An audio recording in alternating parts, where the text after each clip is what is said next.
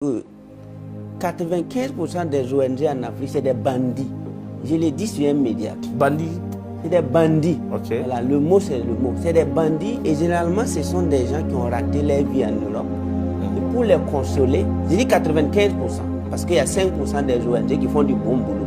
Mais 95%, c'est des enfants gâtés. On ne sait pas quoi faire. On les ramasse, on les met dans des avions, on crée des fonds, on les verse en Afrique. Et ils se jouent au dur, comme s'ils sont responsables. Et comme l'Africain aussi ne bosse pas, il est intimidé parce que le gars est venu avec 4x4. Il est intimidé parce qu'on paye 500 000 le mois. Et pourtant, ce qu'ils sont en train de faire en bas, ce n'est pas sérieux. Et moi j'ai eu à interpréter pour quelques ONG en 2012. Et depuis lors, là, j'ai dit c'est bon, parce que vous n'êtes pas sérieux. Et qu'est-ce que vous avez pu découvrir dans les ONG? J'ai découvert que c'est des espions. J'ai découvert que c'est des gens qui arrivent à pirater tout sous le regard ignorant, pour ne pas dire silencieux, de certains. Parce que toi, tu es docteur, je t'amène dans une ONG, je te paye 600 000. Donc, ton salaire même ferme ta conscience. Et tu ne peux même plus réfléchir sur ce que le monsieur fait. Moi, j'ai eu à participer à un atelier où on m'a viré rapidement. Et pourquoi? Parce qu'ils ont su que moi, j'ai su. Okay. Et donc, comme c'est une grande ONG, ils sont venus, on m'a pris. Quand je suis arrivé, mon discours même devant la jeunesse, là, je voyais déjà que les gars ont dit, mais vous êtes allés ramasser lui là où? Oui. Mais à la fin de la soirée, les données que ceux-là, ils ont récoltées sur l'arrondissement, c'était un arrondissement à Ouagadougou de Tampoui. Okay.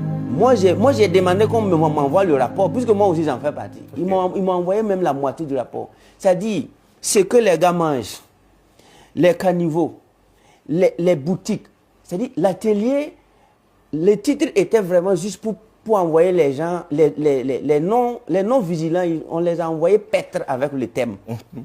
Mais durant l'atelier, on posait des questions aux jeunes. Que vous aimez manger quoi? Qu'est-ce qui manque dans vos cas? Et ils ont fait un rapport. Et quand tu vois la richesse du rapport, si tu es un homme d'affaires canadien, tu es prêt à payer ce rapport à 1 milliard. Parce que tu vas pouvoir venir implanter. C'était une étude de marché subliminale. Oui. Mais nos gars qui étaient devant là, qui se disaient leaders de société, ils connaissent. Et ils étaient vraiment contents. Oui, en contrepartie, on leur donne quelque chose quand même, coach. Mais ils n'arrivent pas à voir. Mais moi, j'ai vu. Et ils étaient très heureux parce qu'ils sont entourés de blancs. Et ils étaient là, ils racontaient leurs problèmes. D'autres même voulaient même aller au Canada immédiatement. Oui. Non, moi, je suis là, j'ai fait comme ça, je les regarde. Et comme ils ont su que j'ai su, je devais participer à 4 ateliers. Et c'était mon premier, mon dernier.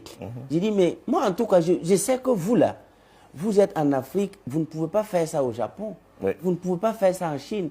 Depuis qu'un pays s'est développé par une population, une floraison d'ONG. Oui. Depuis quand? Donnez-moi un pays qui est arrivé à devenir une puissance parce que des multitudes d'ONG sont... Mais on ne peut pas développer un continent qui est un dépotoir d'ONG. Oui. Et donc, cette ONG qu'on appelle, bon, on va appeler le chacha ou le Human Rights, il watch le right où? Where are you watching the right? Oui. Tu es en train d'observer les droits à partir d'où? Comme je vous le disais, commenter un match de football hors d'un terrain, c'est déjà... C'est irrécevable, quoi. C'est irrécevable. Est-ce que vous voyez? Et tout